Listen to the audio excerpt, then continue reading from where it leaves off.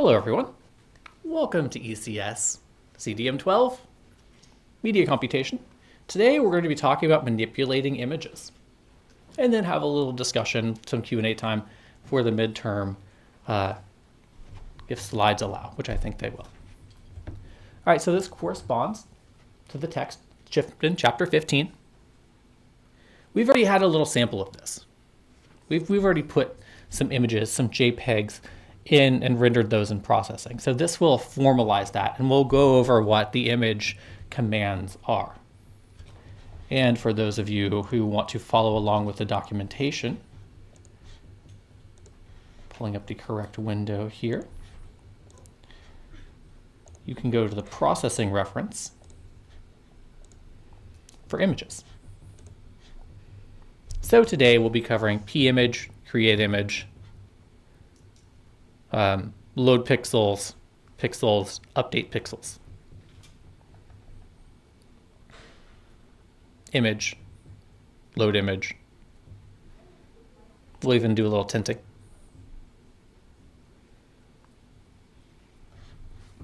So that's the documentation you can follow along with. And particularly pay attention to the load pixels and pixels array. That has a little nuance to it that we'll cover very discreetly in the slides, but that is something that's a little idiosyncratic.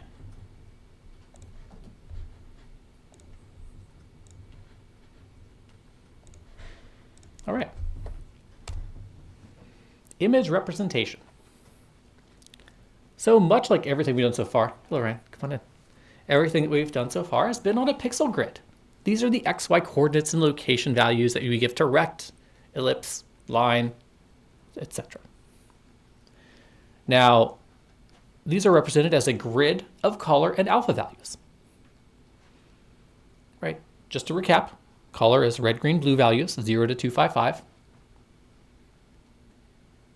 Alpha is a transparency value, where 0 is transparent, fully transparent. You'd see none of the image or none of that color in that pixel location. And 255 is completely opaque, meaning you cannot see through it at all. Transparent, translucent, and opaque. So here is a representation. If you zoomed in, if you took a microscope or a magnifying glass and put it near your screen, what you would see are individual blocks of color arranged in a grid. This is how our basic screens work.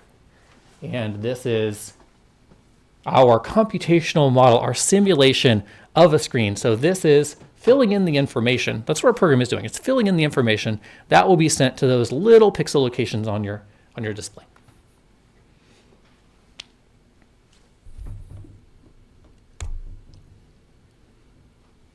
And just overview, as you know, this is by default 0, 0 is the top left corner. X increases as you go to the right, and Y increases as you go down. So a little flipped from our normal Euclidean plane.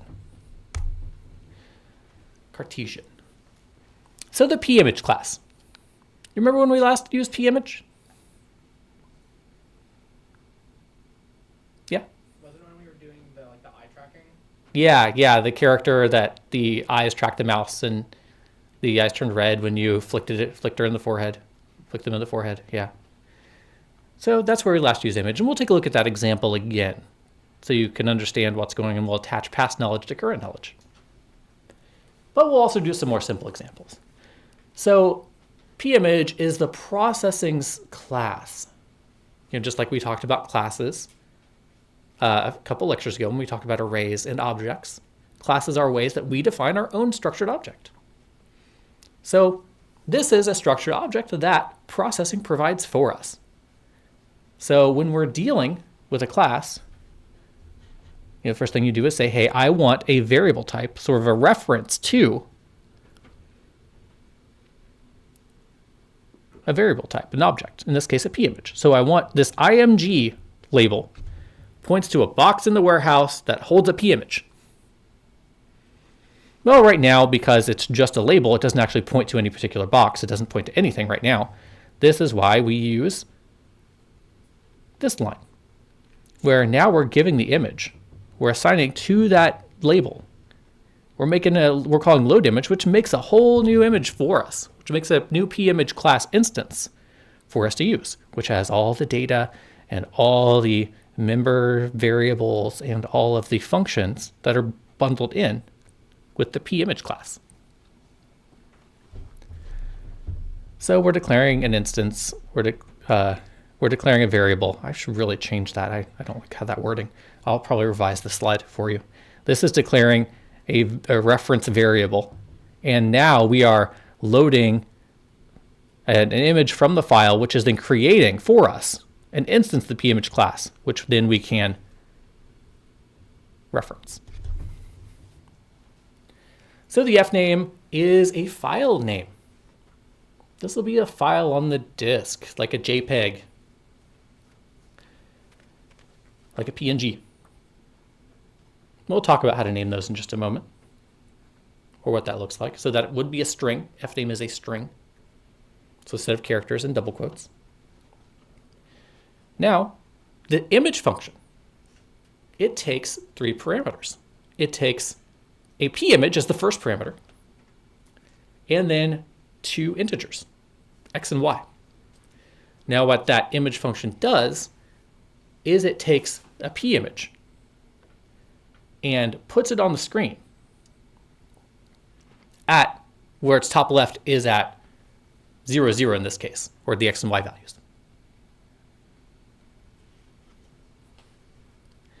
But there are more options you can use. There are more parameters you can use when you call image.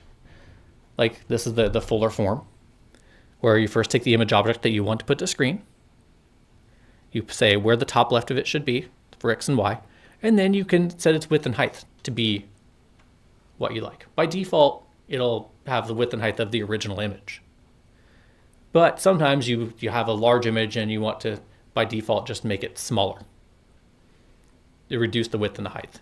And that's what these last 2 variables can do for you, these last 2 parameters of width and height.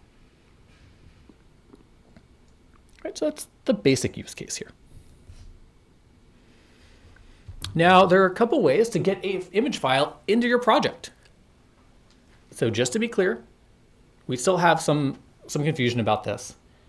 When you have your own processing project, when you want to start a new processing project, you should make a folder for it. Assignment 5. My game.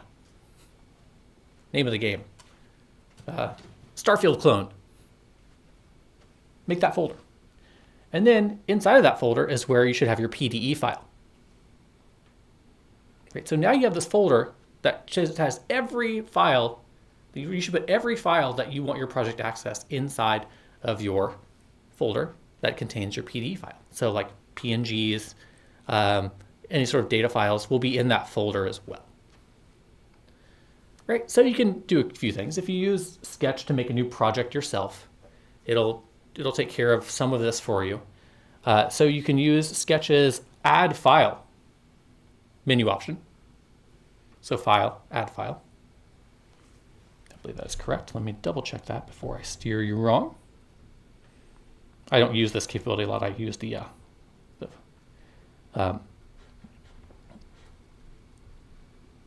normal File Explorer. Let's see, File. It's under Sketch. So the third menu option, Sketch, Add File.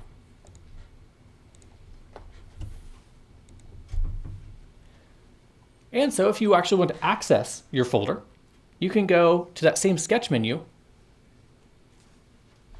and go to Show Sketch Folder. So that will automatically, in Finder in OS X, in Explorer in Windows, it'll open up that new File Explorer for you, showing you exactly where your PDE is. And if you want to associate images, if you want to put images in there, you can just drag them into that folder. And they'll be right next to your PDE, which makes them very easy to reference. Right, and so what we want to do in this case is when you make a load image, when you use the load image command, as here, you want your file name to be the image name. So by default, its default directory that load image looks in is that same directory that your PDE file is in. right? So if you have your image in the same directory, like right next to your PDE file, you can just simply replace fname with your image name. My background.jpg. And that makes loading quite easy. But if you're making something complicated, like you have a lot of sprite sheets, or if you have a lot of images you want to flip through, or a lot of video files you want to play, you may want to have like an image folder right next to your PDE, or a video folder, or a data folder in the same directory as your PDE file is. If you have that, then you can put images / my background.jpg. So if your JPEG is in the images folder, that's right next to your PDE folder. That's how you do that. We'll take a look at that. Now, what you don't want to do is use absolute file names. So you want to avoid something that looks like this. Why?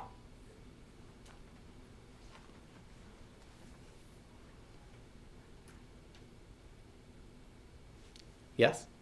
I'm like totally gonna guess. Is it because like if you were to have that entire name, would you have to type it out every time you're like writing your code or something? Yeah, so it's long and unwieldy. That's certainly true. But it's also an absolute path name. So when I download your project, or when the TAs download your project, and you have a relative path on your machine, our path, so the place where we're running your program, may be completely different. We may be running it in our d:\\homework grading folder. And so if your images are inside that folder, they're not inside C user images gorilla.jpg. So it'll be in a different location. This is an absolute location. So that can really mess it up when you say give it to someone else. File not found. That's why you want to use relative path names. That way you can give your entire zipped folder to someone else and they can run it and it will work, regardless of where they unzip that file on their disk, whether it's in their downloads or their documents or their desktop.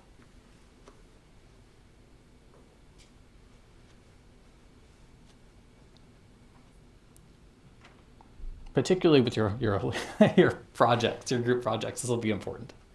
It'd be a real shame if you worked really hard on something and then you had an absolute path name and then we got it and graded it and it just didn't work. That'd be a bad outcome. Yes. Do you fix it by just renaming it to something simpler? Or Yeah, do let's you like show us that? yeah, so let's take a look. Well, actually, we'll look at that in just a moment with the example I'll bring up momentarily. So you fix that by using relative path information like I talked about. So instead of putting in like a full C user images gorilla.jpg, let's say if we have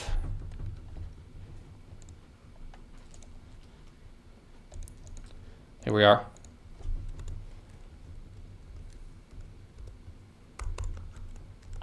Use relative path file names. So here, let's say you have a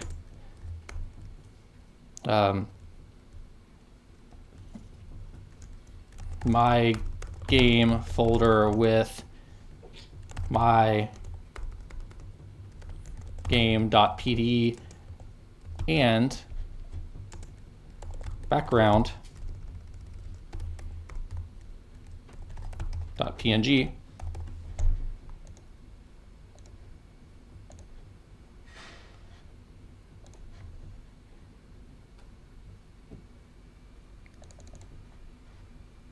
Too much. Use this. So here you'd have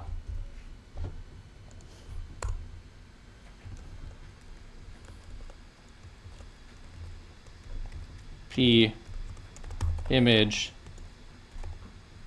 background gets load image background.png. Right, so you see the difference between here and here is that we are assuming if you don't put any of these like identifiers at the front, like the drive letter you're dealing with or the server you're attaching it to. So if you don't have like something colon at the front of your path name or a leading slash at the beginning of your path name, that signifies the processing that you want a relative path. So it will look by default in your directory first, in your My Game folder.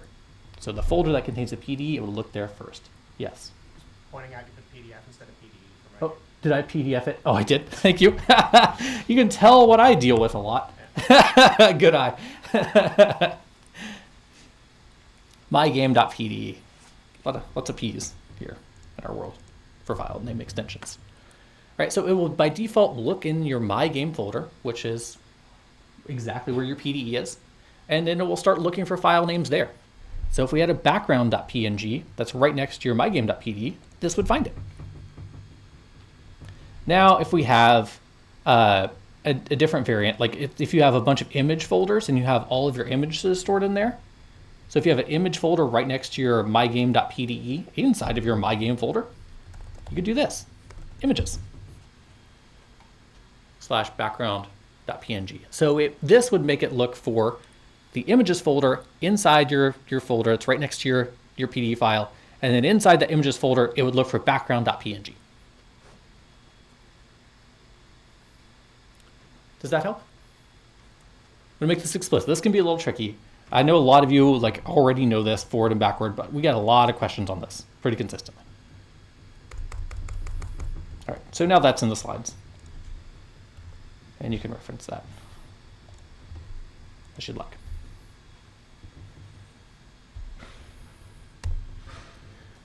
All right. So there are a few different image functions to use. Create image, which will make a new blank image, a new pimage instance for you, but it will be blank.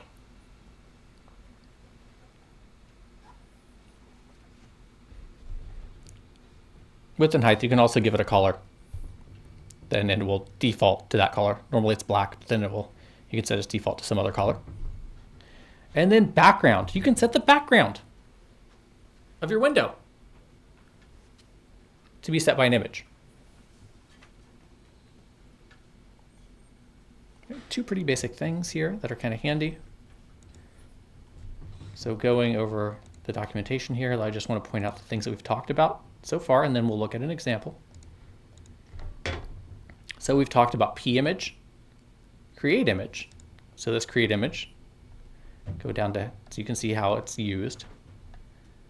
I'm sorry, the format. So I messed that up a little bit.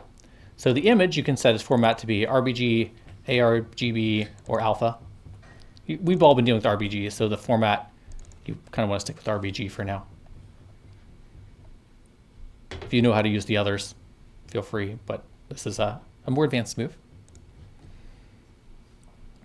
And we've talked about load image. We talked about image. So that's what we've touched so far.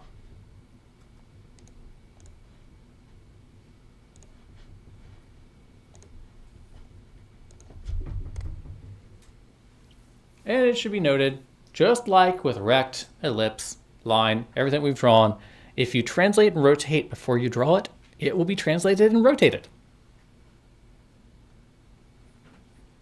So you can make your image spin around on the scale.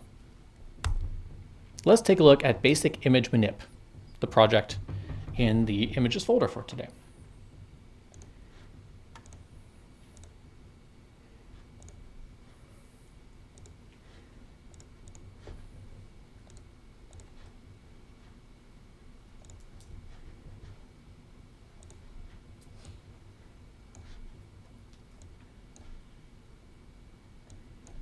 All right, so here is basic image manip. So we have a count. We have a p-image. Is there an image? Is there image data? Is there an image box associated with that p-image yet? No, not yet. And we have this float transx set to 0. Our setup function, setting the window title, setting the size of the window, setting the background. And now we're setting image. Now that image reference, after we go through setup, after we call line 10, we'll have image data. The label IMG will now point to a fully filled box in the warehouse. We're going to load coast.jpg. So now image contains the image data for this coast.jpg, which you can see in the folder. Now there's some code that I'll uncomment and we'll talk about momentarily, but for right now, ignore the commented code. We're refreshing the background every time in draw. And we're drawing the image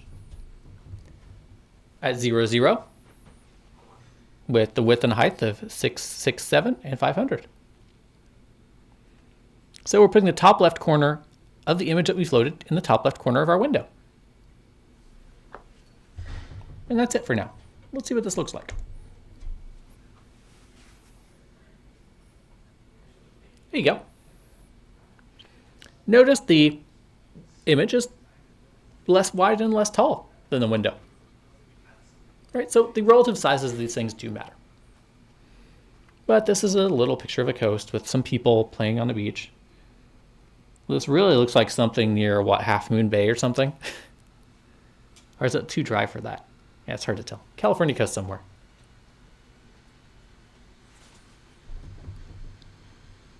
Right, so to cover, we've loaded coast.jpg. We've created a label, pimage variable to hold p images. And we've loaded coast.jpg with a relative path name. So coast.jpg is right next to the PDE file, right next to basic image manip.pde. We're going through, we're loading it from disk, we're getting all the bits, we're decoding the JPEG, and then we're storing that information into our pimage IMG. Then refreshing the background to white every frame and drawing that image every frame at the top left. Questions about this? Everybody following along? Excellent. Let's use the tint command.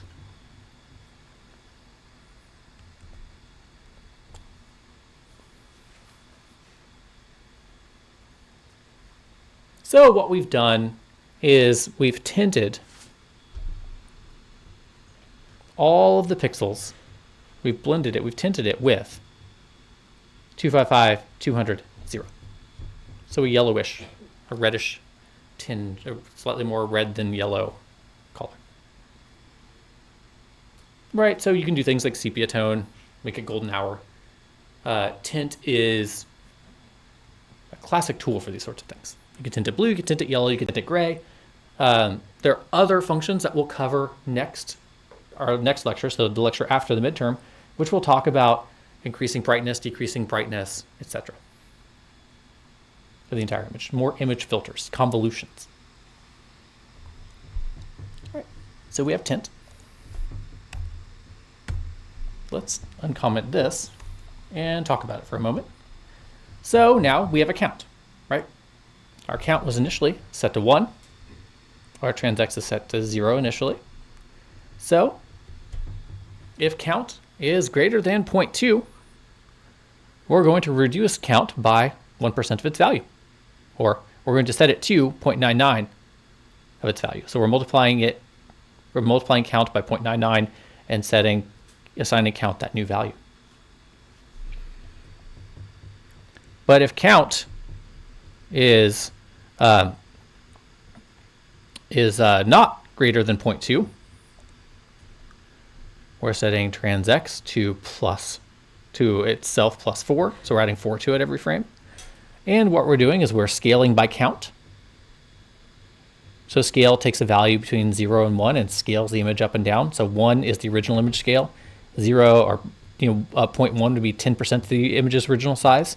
2.5 would be 250% of the image's size. And then we're translating it by the transx value, so it should be moving to the right. Let's see what happens. Shrinking, shrinking, shrinking, getting tiny, moving right along. Is that what you expected to happen?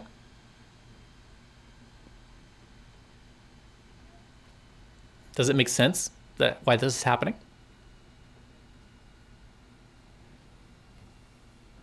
Oh, fella, we're falling off the edge of the world. Oh, I guess I can see more of it than you can. Like, here, let me adjust this a little bit. It's a little wider than most of the examples I run.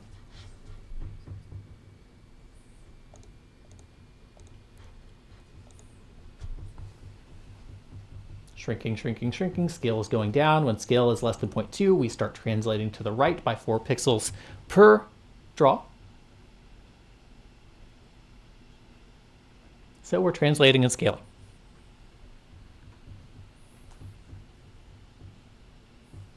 And it's just going to fall right off the edge. Oh no, California fell into the ocean. Questions? Yes. Two. One, you probably speak, I'm sure you said this. Can you define count? Can you show me where you define it? Yeah, the question was, where did I define count? It's defined on line 1 with an initial value of 1.0. Got you. And the second one was, can you put that down, please? Right? Like all of that. So the last, I guess, variables, where it's 67, yeah, 500. Would that be just to kind of stretch it, or like, I understand, okay. How would I be able to set up those numbers, or would I just have to play with them to make sure that my image doesn't come out distorted? Right, okay. So the last two variables, so the fourth and fifth variable of image, what are those? What do they mean? Well, they're the width and height that you draw the image from. So if you did something like set this to 367, let's see what happens. Right? It squished the image, right? So what this is doing is, and it's not cropping the image. So if you have it less than the image's width, it doesn't not display the right side of the image, right? It still displays the full image, but squishes it all down, scales it down to this height value. So if the height is bigger than the image, or I'm sorry, if the width is bigger than the image, you see, it's all stretched out. So what size should you make it if you don't want to mess up its aspect ratio, if you don't want to distort the image? Well, you can go and look at the image and see what its X and Y values are, what's its width and height. And then you can set the width and height of the base image. So you can go into your File Explorer or into Finder, go and like inspect the image, see its width and height, or open it up in an image editor like Photoshop or whatever. And then you can get its width and height values, and you can put them right here in image. Now, if you leave them out,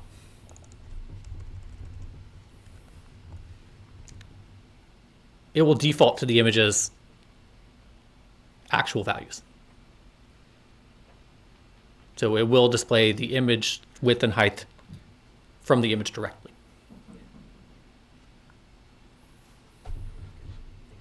You're welcome.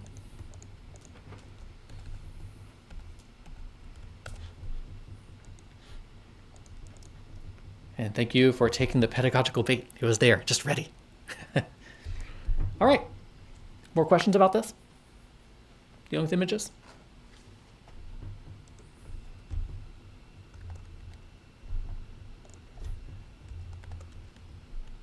All right, let's move on.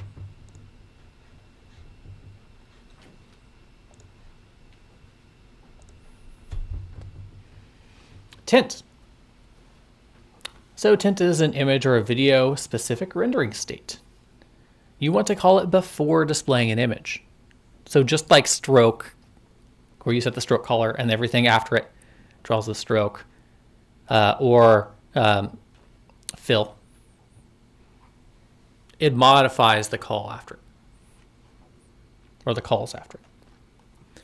So tint has you can use it in a few different ways. So first is the intensity. So basically, like it would scale down all of the RGB values by this amount, by 0 to 255. So you can make it, half as intense by setting the intensity value to like 122.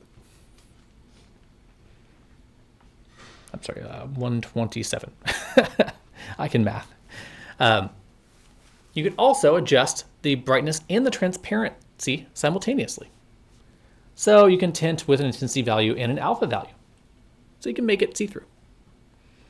If you want something just to be see-through, you can set the intensity value to 255, which is the default value, which is the fully bright value, and you can set the alpha lower. Actually, let me put a pin on that. I want to see exactly how that works. Now, you can also adjust the brightness of each color. So you can bump up the red, the green, or the blue.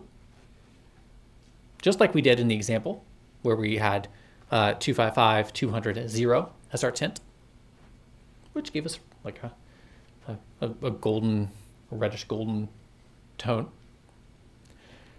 We can also modify the alpha along with the color. So tint has a lot of use cases for us.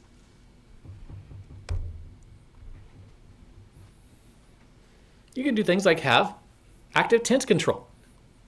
So if you just simply mapped the values of tints to your mouse X and mouse Y, as you move the mouse, the tint would change. Let's see if we can do that real quick.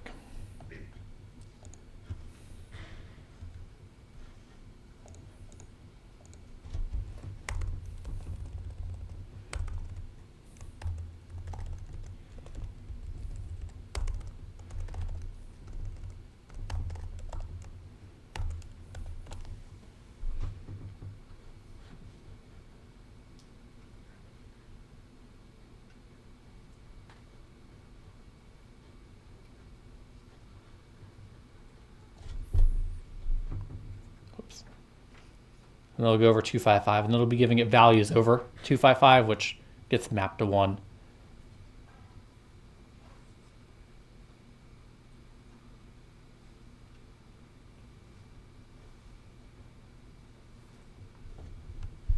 Right? Any questions on that? Does that make sense? We're good? We're good. We're good.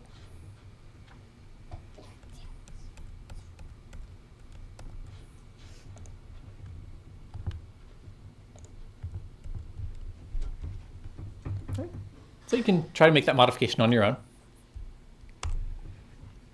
Now, you can also directly access individual pixel values. So this is for more complicated effects. Like, let's say you want to make everything look pixelated. So you want to like average together like 8 groups of pixels into one value and set them all to that value. So if you like had some video coming in and you wanted it to like it look like pixelated instead of the full-on high-resolution video, you could access all the pixels and then take the ones that are close to each other, average them, and set all of those to that value. You can do things like that. And we'll talk about several of those during filters. Often in video games or in more nuanced rendering platforms, so you'll use what's called shaders, which is a very nuanced way of handling these sort of filters, along with three-dimensional geometry. Now, the pixels, as we can access them in processing, is actually a one-dimensional array. So you get a big array of pixels. Now, you're like, hey, you can't fool me, Josh. These are in a grid. We have X and Y locations. Why are we getting a one-dimensional array instead of a two-dimensional array? Well, that's because it's fast and convenient for processing to do so. And so you can see down here at the bottom right, this grid. So if you had an image that was 4 wide and 3 tall, when your pixels array that would come back, the first pixel would be this one, then the second index would be 2, 3, and then the fourth index would actually be the start of the second row, 5, 6, 7, 8, 9, 10. So you'd have to do some conversion based on the width and height of your image to and from that one-dimensional pixel array. Right? So how do we do this? Well, first what you do is you have to tell processing that you want to access that raw pixel information. And you do this by calling load pixels on your pimage file. So the function load pixels is implemented in that pimage class. And it will go and take all that pixel data and make it available for you. And after you call load pixels, you can now use the pixels array that's also part of the pimage class. That image.pixels array is now full of colors that you can then change. So this image.pixels would be loaded with this information. Now here's some simple math to help you determine the location in the pixel array that you would like. So if you have an x and y value you want to get to, the x and y values are here. So you use the x and y values, like if you wanted like 10, 4, or I guess no, if you wanted like location 1, 1, you would take 1 plus 1 times width, which is 4. So that would end up being index 5. And you can convert it backwards. You can take the number of rows times width plus the number of columns. I guess the number of rows times width plus the number of columns is the length of the array.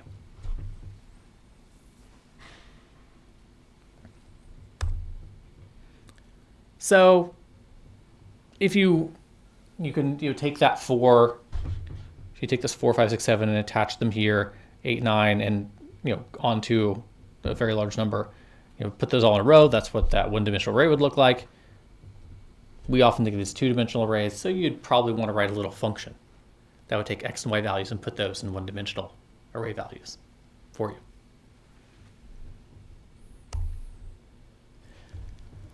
All right, so you can call update pixels. So if you change the values in that pixel array, you can say, hey, I want you to use these new values that have updated processing. And the way you tell it to do that is you call update pixels. So after you've loaded the pixels and they're in the pixel array, after you change their values to whatever you like, you call update pixels on your p image, and it will go ahead and change the image's output on screen to be that value. It'll update the image to match the pixels that you just changed. And so you can get particular color components. So if you wanted to get the red value of pixel 27, this is how you do it. So this is basic functionality of the color class, being able to call red, green, and blue. This was in the text very prominently. It's also in the documentation for the color data type. But it's handy once you start thinking like, hey, I want to perhaps every time when my vampire protagonist starts getting low on blood, we may want to just drain all the red from the world to signify that blood loss. And so that means you could get the red value from each one of these pixels and then reduce it by some amount and then set that value, the red value in the pixel, to be the new drained amount.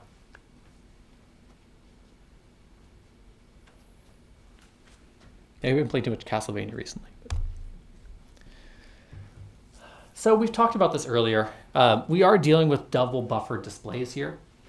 So that means when you change the pixel value in the pixel array, and it takes maybe a long time to do that computation, it's not going to show up on the screen right away. Because to refresh, double buffering, so if you draw things in the screen, rects, ellipses, whatever, you're drawing on this surface that's not actually put to display until after that whole draw function is over. So every frame, what's happening is you're drawing on a temporary buffer, while another buffer is displayed, another bit of memory is displayed to the screen. Then, after draw is over, what it does is it flips them.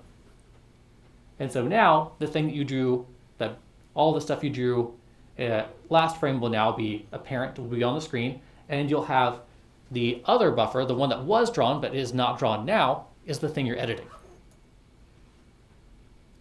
So, and then you flip back and forth every draw frame. What this gets us is the ability to have one frame shown at a time. So if a frame takes long and the FPS is high, and you're not finished drawing something before the next frame occurs, You could have this position where part of your screen, like the top half, is the old frame, and the bottom half is the new frame, or vice versa. Part of your screen can be updated and rendered, and the other part of your screen could be not rendered. So that's why we have double buffering, to make sure that we have a full frame drawn before we send that out to the display.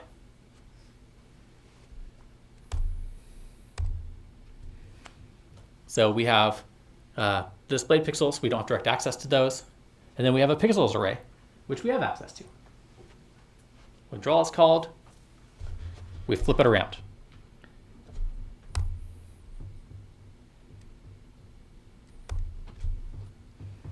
So what you're doing is you're constantly loading pixels, manipulating them, and then saying image.update pixels, which then sends all those manipulations you did to be displayed.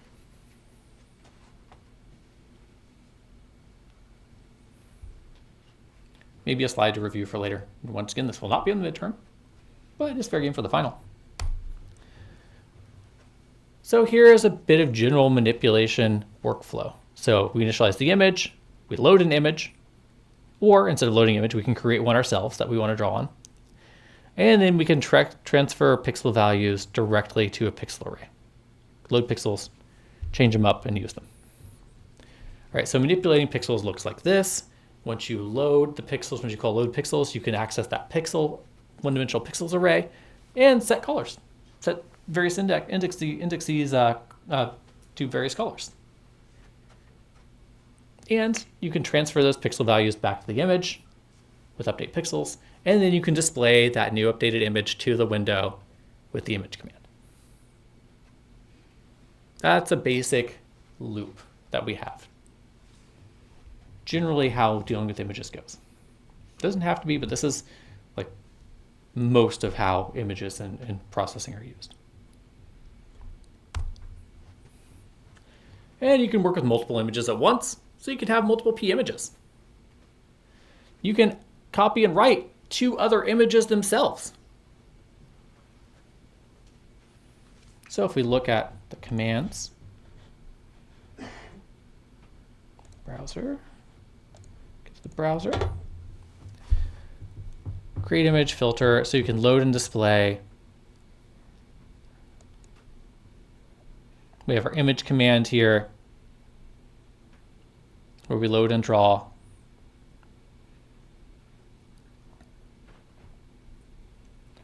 You can take the information from one image, put it into the pixel arrays of another image, and then your new image, after you call update pixels, will contain the old image as well. Right, so going back, our pixels array. So once we load pixels and get a pixels array, we can load pixels of two images. So we have both of their pixel arrays, and then we can copy areas of those pixel arrays or the entire pixel array to the third destination image. So let's say you want to start the first image, destination 1 at the top left, and you want to have your image 2 on the bottom right. Well, you find the pixel values that correspond in that one-dimensional array to the top left and to the bottom right, and then you simply copy over the pixels from image 1 to the top left and the image 2 to the bottom right. And then now you have two images inside your destination. So this is all just zeros and ones that you're moving around, and you have a lot of agency to handle this sort of situation. We're going to go over a lot of these next class. So you can also access the displayed image using load pixels and update pixels.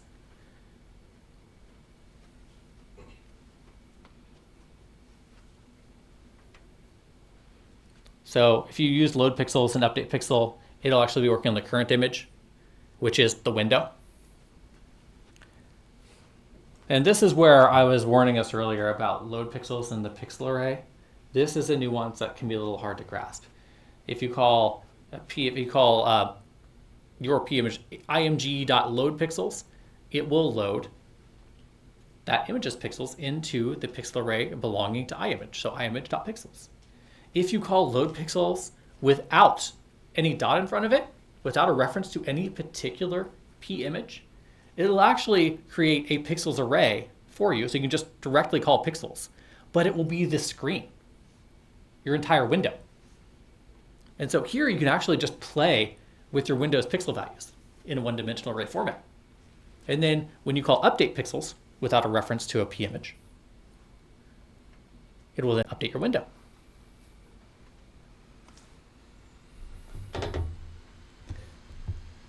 So let's take a look at this example from the book. This one may be a little small. I may have to do some scaling here on it in OBS. Pardon me while I get this set up.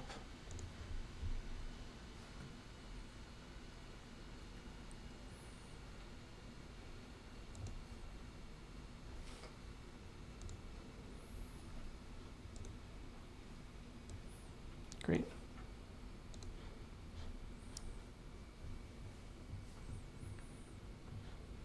There's our window.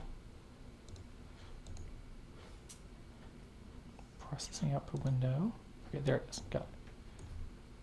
Let me just make this bigger. All right, so what we're doing here, you can see it's loaded in the top left. So what this image does is we have a flashlight. We're using some basic pixel information. We're using that pixel array and we're loading it and updating it with a flashlight capability. So right, what we're doing is we're setting all of the pixels that aren't within the radius of the flashlight, that aren't in the light, to be black. And then we look at where the mouse cursor is, and with a certain calculation that does fall off, we're setting its brightness value. We're using the full pixel values at the center, and then we're slowly scaling down to black those pixel values as we reach the radius. And then everything past that radius is dark.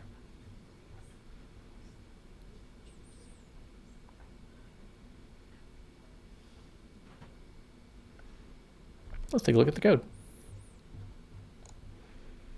So this is example 15.9 from the book. We have our P image. We have our size, set to 200. We're loading sunflower.jpg. Putting that into our P image box, to our P image reference. And in draw, first thing we're doing is we're calling load pixels. Right, so what this is doing is it's setting a pixels array of the window that we can access directly. So what we're also doing here is we are calling load pixels on the P image. So you can see that here. And we're going through the image's width and height. And what we're doing is we are finding the location X and Y. So we're seeing where in that one-dimensional array is the X and Y that we're iterating through. So we were going to scan through the entire image, and we're going to set individually every pixel to either be black or fully bright or somewhere in between based on where the flashlight location is. So we're going through here, we're finding the location. So the X location plus Y times the width of the image, mapping that two-dimensional grid to one-dimensional indices. And now we're getting RGB values for that particular pixel. Then we're getting the distance between the X and Y value we're looking at and where the mouse is. So just like you did with pumping the balloon in the circles using a dist function, we're just getting the distance between the click, or between the flashlight and the current pixel, and the pixel we're iterating through, the one we're currently trying to set the color for. And now here we have a little bit of math. So the closer the pixel is to the mouse, the lower the value of distance, right? We want closer pixels to be brighter, so we invert the value of the formula. So because brightness is high values and darkness is low values. So pixels at a distance of greater than 50 have a brightness of 0. Or negative, which is the equivalent to 0. If the values go negative, they will be interpreted as 0. And if they go over 1, they'll be interpreted as 1. So pixels with a distance value of 0 have a brightness of 1. And here's the little math function that allows us to linearly scale between the two. And so basically what we're doing is we're multiplying the RGB values by the brightness value. So if we're right on the mouse, we're multiplying it by 1. It's its original value. If we're 50 pixels away, we're multiplying it by 0, which gives it 0. So we're setting it to black. If it's somewhere in between, it'll have a fraction of its original color. So if it's 25 pixels away, it'll have half of the RGB values that it originally had. Right, and so this is where we're using the constraint function. This is where we will set the RGB values to be between 0 and 255, just to make sure we're giving sane color values to processing. All right, and then we want to make a new color pixel. And now we're going to set, now that we've have a new set of colors corresponding to the distance from the mouse, we want to set that location, that pixel location, to be that new color. And we're doing this for every single pixel in the image. To recap, we're in a nested for loop, where first we're iterating through all of the row values, and then we're iterating through all the column values. So we're getting all the XY value pairs in the entire image, and we're setting its color value based off distance. Right. And then we're calling update pixels because we just modified all those pixel values in the pixels array. So we want to make sure that they that those changes we made are actually reflected on screen. So now perhaps you can see this with fresh eyes. Right here you can see it pretty well. You can see how bright it is right towards the middle. And then it drops off linearly to the sides. And 50 pixels away, full black. Questions?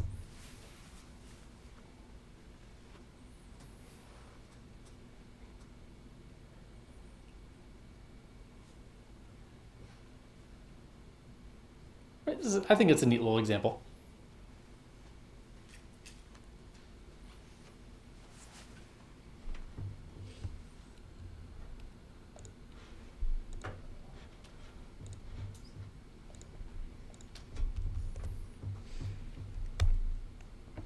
So I encourage you to follow the process outlined in the previous slides, the general manipulation workflow.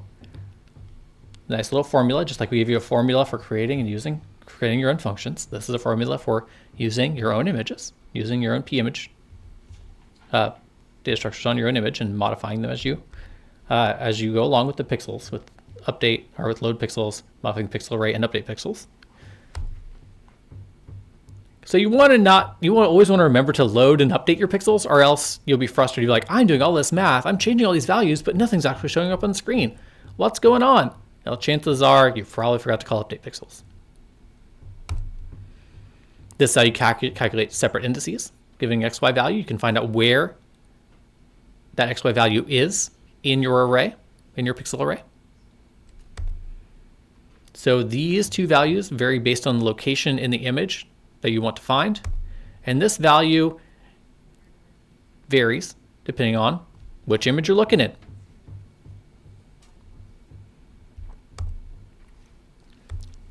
So you can work with two images. Let's say you have image A here and image B. And you want to put image B into the bottom right somewhere of image A. Some information we need to know, that 0, 0 in image A is its top left. But when you look at image B, its 0, 0 is on its top left. Note that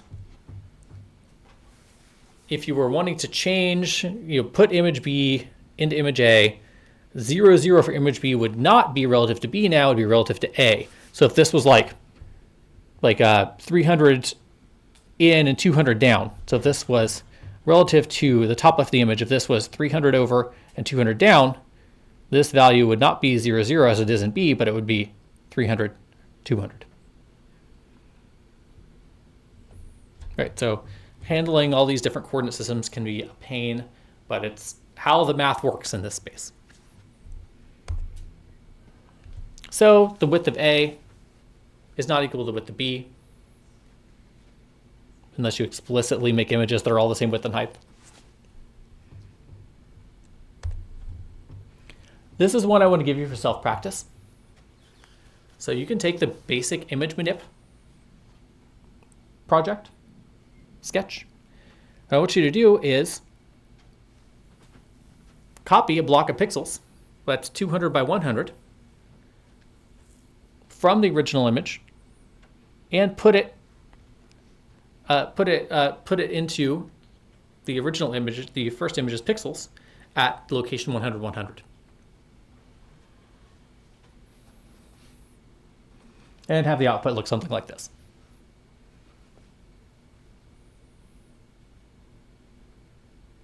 So that's a little bit of self-practice you can do to make sure you understand this. All right. One last thing I want to do before I guess we have a small amount of time for questions is take a look at that example we had looked at previously.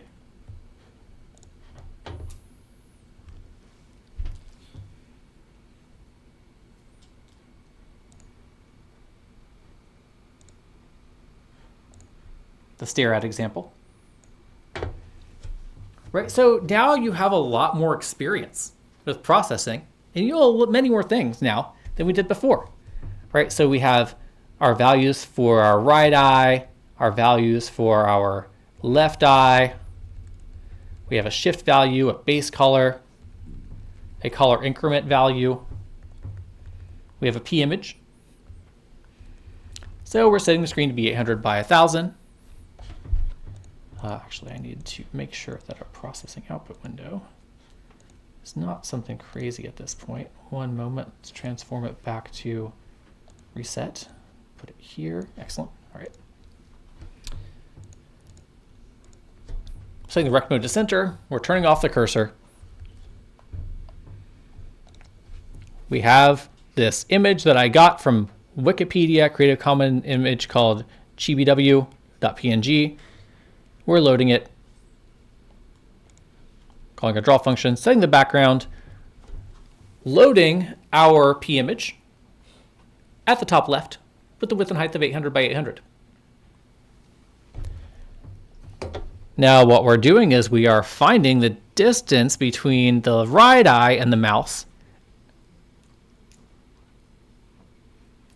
And we're calculating how much we should shift that right eye's pupil. And we're updating its current location based off a small ratio. So how much we want the eye to move with the relative locations involved. And we're doing the same thing for the left eye. And finally, we're setting a fill color because we're going to draw the eyes themselves. Base color 200. So it's going to be full on red, but the blue, the green and blue values will change. And they'll be slightly transparent at 200. And we're drawing the ellipses at the left eye and right eye locations, current locations. Every time we press a mouse, we're seeing where the distance is from the mouse between the point 400 and 260, which is roughly the middle of the forehead. And if it is within 200 pixels of the middle of the forehead, we're taking down the base color. So basically this is making it a little more red each time we click. Then we want to show where we clicked. So we're drawing just a small rectangle to show where the click happened, just for visualization purposes. All right, so watching this run again, see is it scaled well? No, it is not. It is not scaled well at all.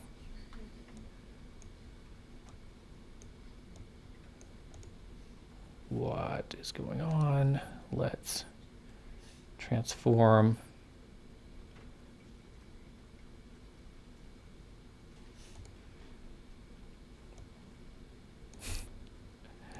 All right, let's see. Can we make it?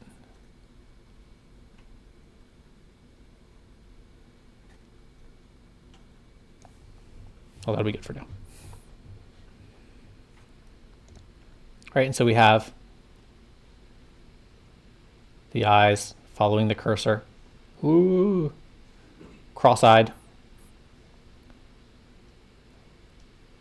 And calling, basically we could even call tint if we had a really detailed eye that we drew with like a stylus and a drawing surface, we could then, instead of simply setting the color of an ellipse, we could place the eye image at that X and Y location that we calculated, and we can set the tint value. We can tint it from its original color and add red tint to it. Progressively stronger red tint.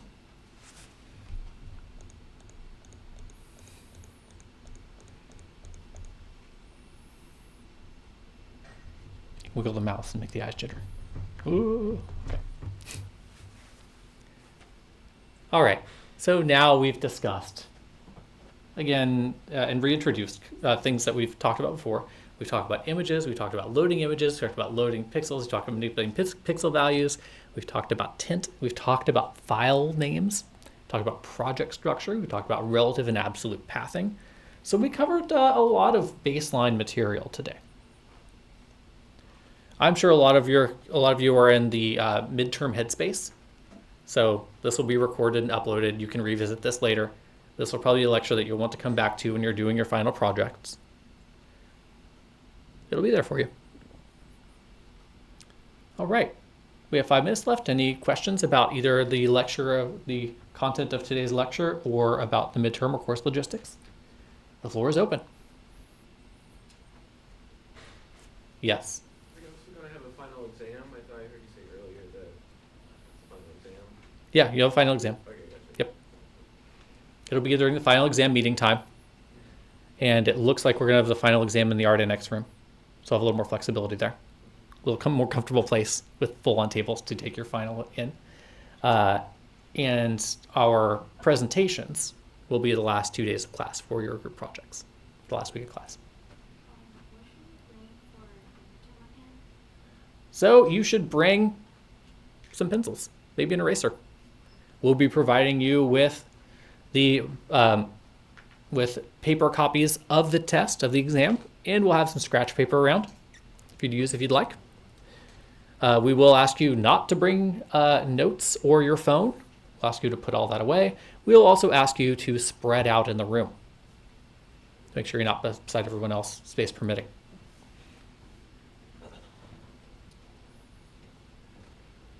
We will also bring some pencils and things as well, but probably not enough for everyone, because I imagine you all are well stocked with basic supplies. If you're not, just let us know. A lot of you get done early. You can feel free to bring your exam up and then leave. If you think you're a fast exam taker, you may want to sit near the outsides of the room. That way you will disrupt people less when you leave.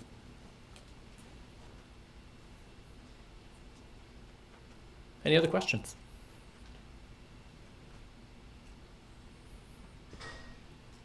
I encourage you to, yes. How many questions is the trick? Somewhere around 12. I'm still finalizing it. There's some I may add. There's actually a question that I'm thinking of getting rid of and replacing it with the more smaller questions, the few smaller questions that are less intense. So it'll be around that scope. So you'll notice that on the exam, there are different point values set for the questions. Those point values indicate roughly how many minutes I anticipate the question taking you. Obviously, if you know the answer of a question right off the top of your head, you may take less time. If you have to think about it a little more, it may take more time, but that helps you time box. So I believe right now I have 62 points on the exam, equating to roughly 62 minutes, and we have an 80-minute slot.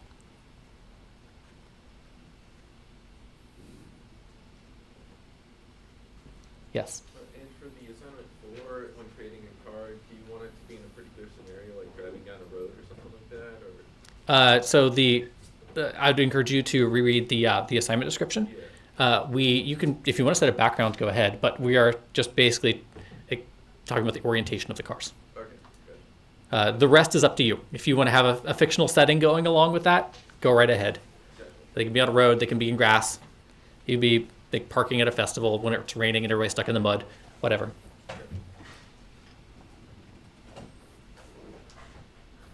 Any other questions?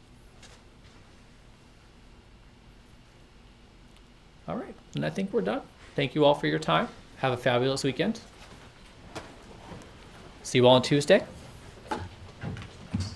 We may discuss some additional study times, some midterm preparation slots. Keep it on Discord and Canvas. Take care.